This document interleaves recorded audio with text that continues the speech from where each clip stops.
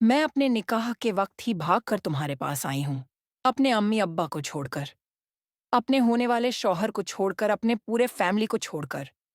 यहाँ यहाँ तुम्हारे पास आई हूँ और तुम हो कि तुम कह रहे हो कि तुमने जितने भी मुझसे वादे किए, मुझसे मीठी बातें की, वो इश्क नहीं बस टाइम पास था। शबनम ने सनम के सामने खड़े होते हुए सख्ती से कहा। वो तुम्हारी प्रॉब्लम है शबनम, मुझे उससे कोई फर्क नहीं पड़ता। तुम मेरा पीछा छोड़ दो तो तुम्हारे लिए बेहतर रहेगा। सनम ने शबनम को झिड़काते हुए। नहीं, मैं नहीं जाऊंगी, शबनम ने जिद के साथ कहा।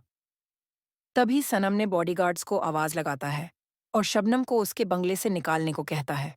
और फिर बॉडीगार्ड्स शबनम का हाथ पकड़ते हैं और वो बॉडीगार्ड्स से खुद को छुड़ाने की कोशिश कर रही थी। छोड़ो मुझे, छोड़ो, सनम, तुमने अच्छा नहीं किया मेरे साथ ऐसा करके। ये बात हमेशा याद रखना कि किसी को बर्बाद करके कोई आबाद नहीं रहा। छोड़ो मुझे।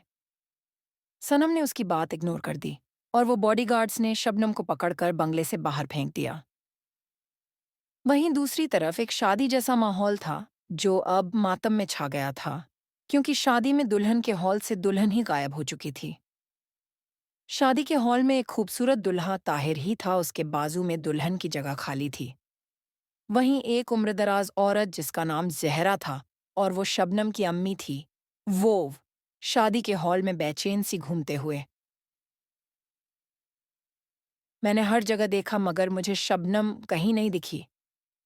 उस उम्रदराज औरत के पीठ पर हाथ फेरती हुई उसकी ही उम्र की एक औरत कहती है, अप्पी आप इतनी फिक्र ना करें, ढूंढना शुरू कर रहे हैं शबनम को, वो जल्द मिल जाएगी। तभी एक स्कूटी पर दो लड़के शादी के हॉल में पहुंचे और फिर उन्होंने परेशान होकर कहा, हमने पूरा इलाका छान मारा मगर कहीं नहीं मिली वो। अरे उसको फोन तो लगाओ कोई, शबनम के अब्बा सलीम ने परेशानी से कहा।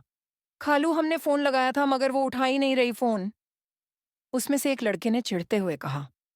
फोन कैसे उठाएगी ताबिश, उन्होंने तो अपना फोन घर पर छोड़ रखा है, शबनम की कजिन जोया ने कहा। वहीं अब सारे मेहमान भी अब शादी के हॉल से बुरा भला बोलकर चले गए थे, तो अब ताहिर की फैमिली भी जाने को हुई।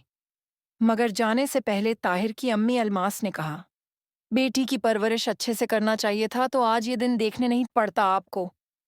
फिर वो ताहिर के अब्बू सुफियान से कहती हैं, अजी चलिए, हमारा वक्त इनके वजह से बेवजह जाया हो गया, चलिए। उनकी ये बात सलीम को बेहद चुभी। उन्होंने अपनी बेटी को इतनी आज़ादी, इतनी छुट, इतना सब ये दिन देखने के लिए बिल्कुल भी नहीं दिया था। उनका दिल यही टूटकर बिखर गया। वहीं जहरा इन सब की फिक्र ना करते हुए अपनी बेटी की फिक्र कर रही थी। वहीं ताहिर का हाल तो वहीं जानता था।